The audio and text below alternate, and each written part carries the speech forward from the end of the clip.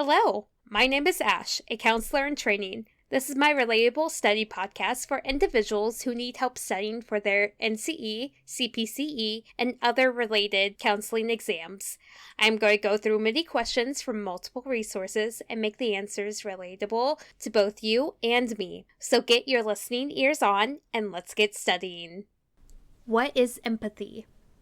Empathy is the ability to put oneself inside the shoes of another. Empathy is more than just knowing what the other person means. It is actually understanding their experience without having had this experience themselves and communicate this to the client. Empathy is often confused with sympathy, but sympathy shows the feeling of being sorry for someone, but not actually putting yourself in their shoes. For example, if an individual is being bullied, the counselor, would be, I understand the feeling of being bullied. That experience must be very hard. If I were in your shoes, I would feel the same way you would. Whereas sympathy would be, I'm sorry that you're being bullied. It doesn't convey understanding or being in the other person's shoes.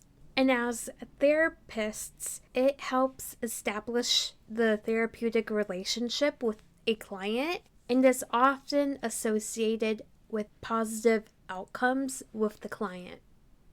An advertising psychologist secretly embeds the word sex into newspaper ads intended to advise his center's chemical dependency program. This is the practice of A. Sublimation, B. Repression, C. Interjection, D. None of the above. The answer is D. None of the above. I would personally do some research on this question to see what it actually is, because I genuinely am confused by this question. So we are going to do some research both on your part and my part. And if you actually know, let me know down in the comments. The actual answer is none of the above. What is reflection as a counseling technique?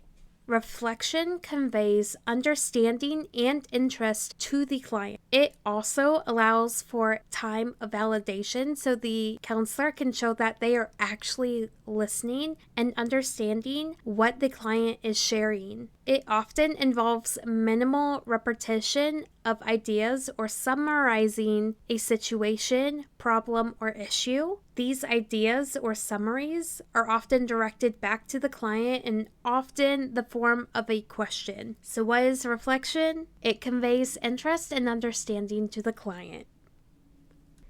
A man receives a nickel an hour pay raise. He was expecting a $1 per hour raise. He is furious but non-assertive. He thus smiles and thanks his boss. That night, he yells at his wife for no apparent reason. This is an example of A. Displacement, B. Denial, C. Identification, D. A type 2 error. The answer is A. This is an example of displacement. When an individual gets mad at work but does not do anything and then goes home and yells at their partner or children or kick their dog, this is a sign of displacement because they were expecting one thing at work, they did not get it, and so they bring it home and displace that anger, frustration, or a different negative characteristic. How is silence effective during verbal communication? Silence allows the client time to think and formulate their responses and ideas. It is an intentional lull in the conversation that gives the client time to reflect. In addition, the counselor will use silence as a way to process what the client is saying and give them time to think of a response and formulate ideas as well. When I was in my internship, I was at a school-based facility where restraints were used. Oftentimes when restraints were happening, I would use silence to show to the other clients hey, during this time, stay silent. Don't let others get to you. Go elsewhere. If you say something, it may escalate the situation. So I use silence to convey it's going to be okay. Don't get involved.